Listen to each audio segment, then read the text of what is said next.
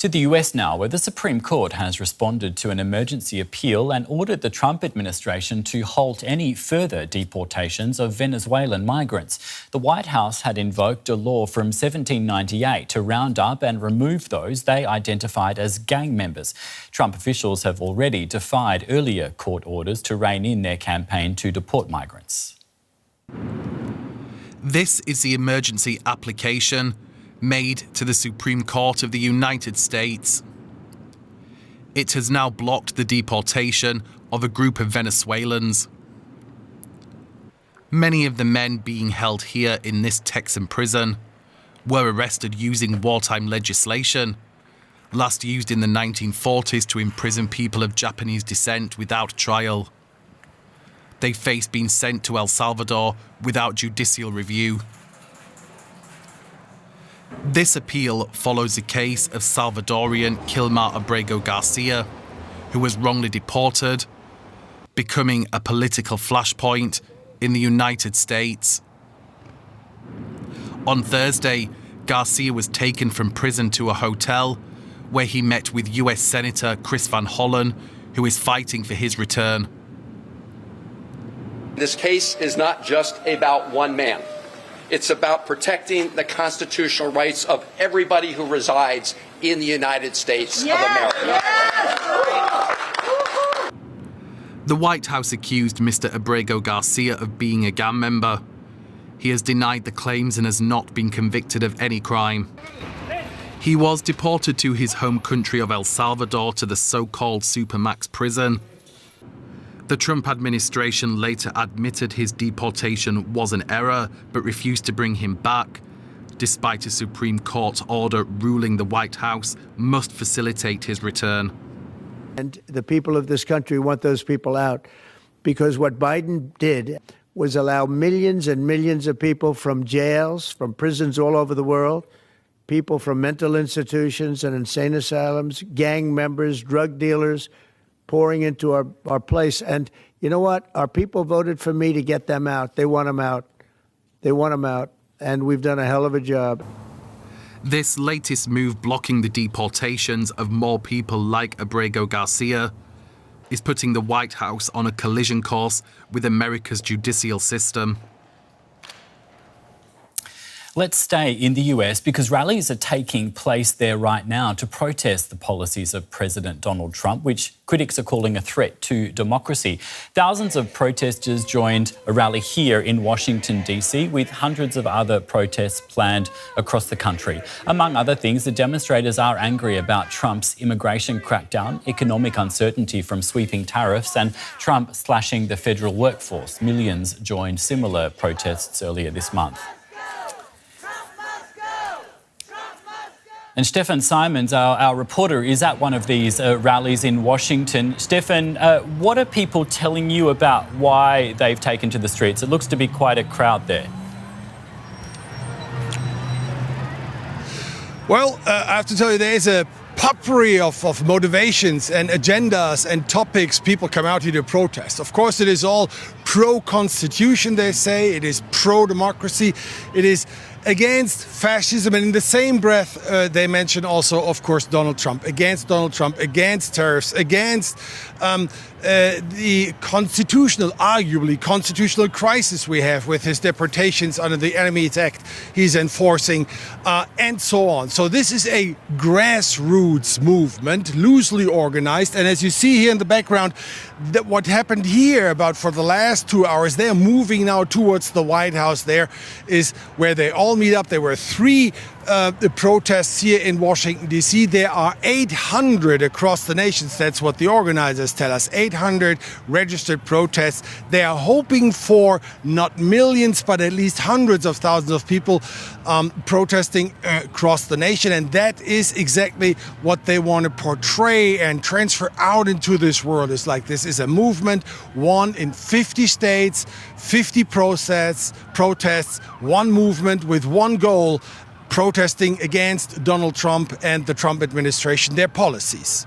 And how hopeful are people who are taking part and the organisers that you were just talking about? How hopeful are they that they're going to be able to change anything by protesting?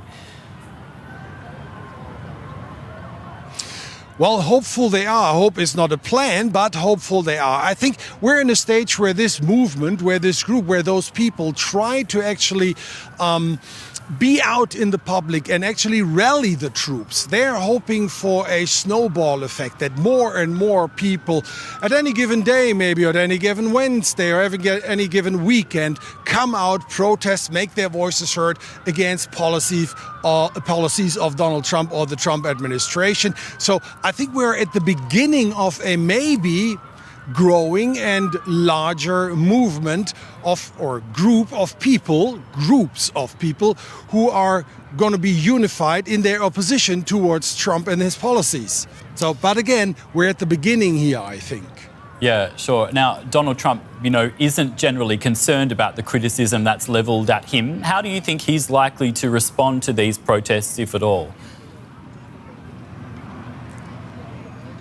Well, I think this specific protest here will not even leave a mark on the radar, not even a bleep. He will not react to this. He will ignore this. He's also a master of ignoring any criticism, as you said, and not taking anything. And this is way too small. It's not on scale yet. Of course, it's not going to be showing up on specific his news site or his social media platforms.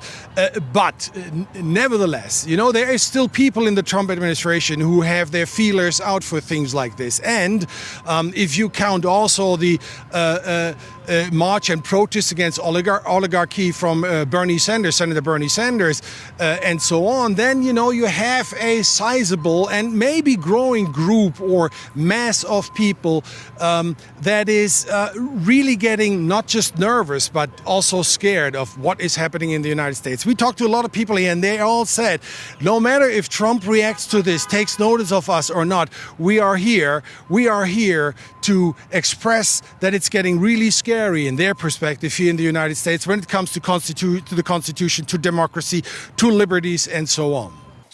I'd like to welcome Frank Sesno now. He's a journalist and political analyst in Washington, D.C. Thanks so much for your time. It seems that the White House is on a collision course with the judicial system over this. So what happens if the president and the rest of the executive simply don't do what they're told and they end up deporting these migrants? Well, that is the big question here. I mean, the courts could hold the president, they could hold others in the administration in contempt of court, which is what Judge Boasberg has threatened to do if they don't comply with court orders. But fundamentally, the Constitution and our constitutional system here rely on the courts to determine the law and the executive branch to enforce that and to enforce the court's orders. So if the Trump administration willfully and repeatedly ignores what the courts have told them to do, we are in very uncharted territory. And I would bring a political element into that. There is no indication at this point that the Republican majority in the Congress would enter this to hold the president accountable, hold the hearings, or maybe even move through their own processes of hearings and or impeachment, potentially, to shut this down. So this is a very serious and very uncharted space we're in.